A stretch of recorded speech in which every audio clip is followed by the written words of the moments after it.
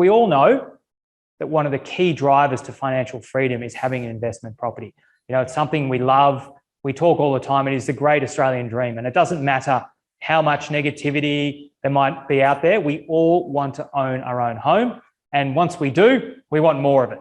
You know, we're like addicts. Once we own one home, we want a second home, a third home, a fourth home. So, Lucas, come on in. Now, tell me, my friend, did I steal any of your lines? Am I going to steal any of your points today? I'm going to try and be quiet. I was laughing. Let's have a seat. I was laughing when you were talking about the path to financial freedom is property investment, because that's how I was going to start, actually. So break it down for all our listeners out there. You know, if you want to, you know, we have talked about this a few times over the last 12 months, but if you want to be an investor, what are some of the key steps or things that you need to do to make sure that you go down that journey successfully? Yeah, look, James, first of all, you got to sort out your money. You know, you need to work Sounds like one of my pillars, doesn't it?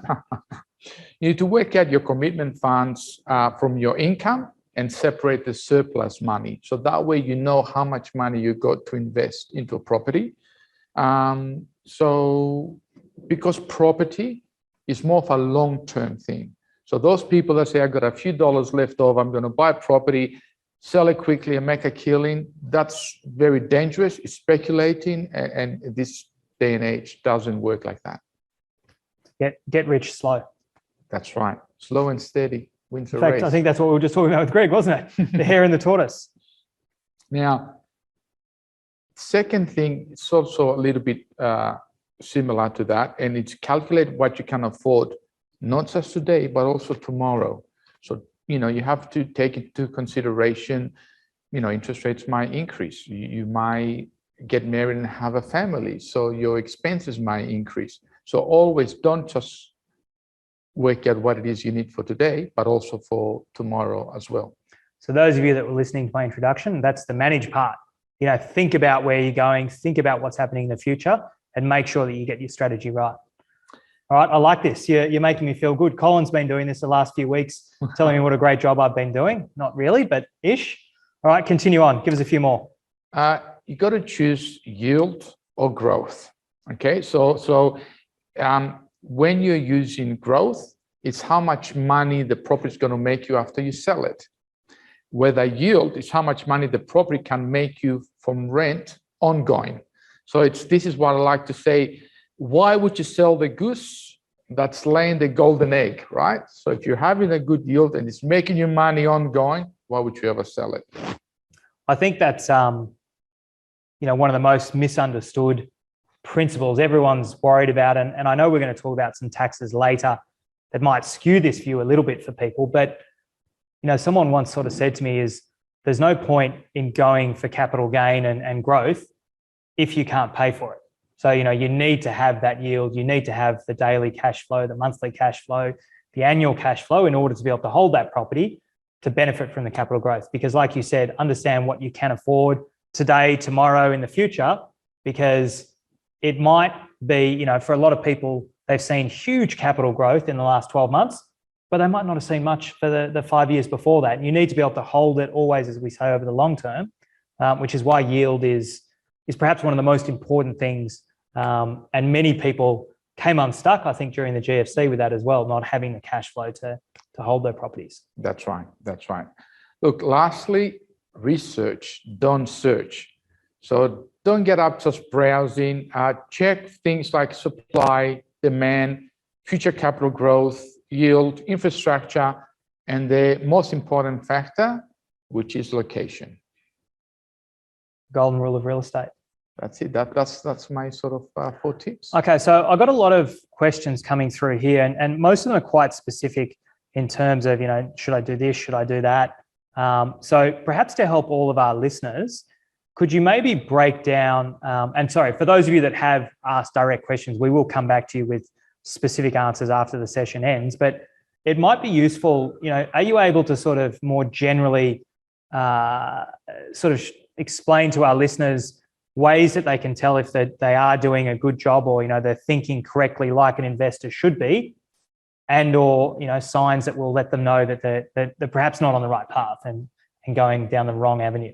Okay, so obviously the four things we mentioned are signs that they're doing the right things.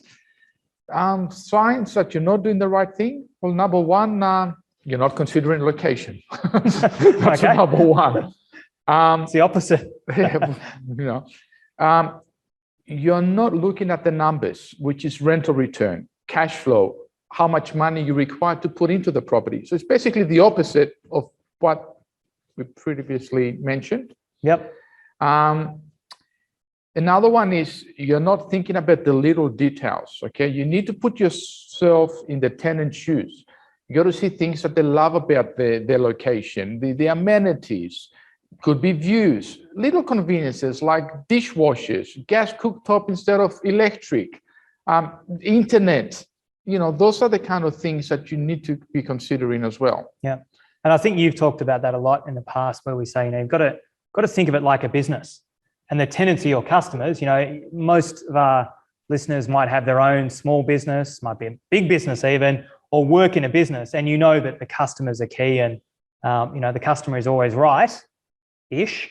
That we really need to think about it like a business. Think about those customers, which are your tenants, and what you can do to make it bigger, better for them. And that ultimately will translate through into that, not only the growth, but the day-to-day income you're talking about.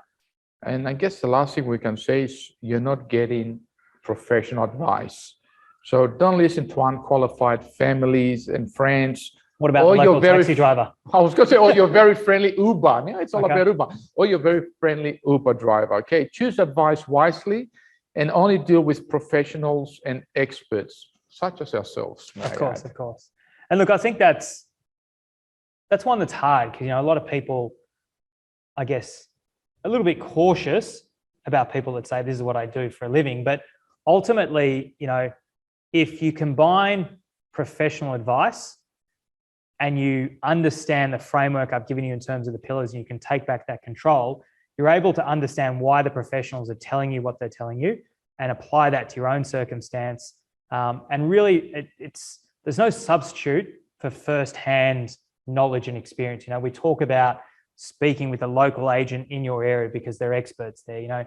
We just mentioned with Greg that it was great to actually get his view on what he's seeing happening as he's talking to people, and he's on the street, he's doing open houses. That you can't substitute that for just reading or, as you said, the local Uber driver, because they're not there, they're not on the ground.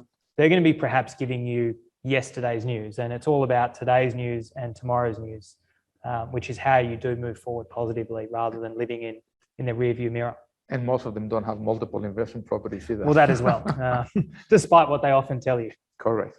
So that's pretty much it, I think. So especially the opposite pretty much of what we mentioned before. And it's very simple as long as you just do the right things, go down the right path, and it's quite simple. Good. All right. I know there's a lot more questions come up there. We will sort of get back to you if the guys haven't already answered them for you, because I want to talk about taxes. So I want to let Lucas go. So thank you. Thank you. Pleasure. So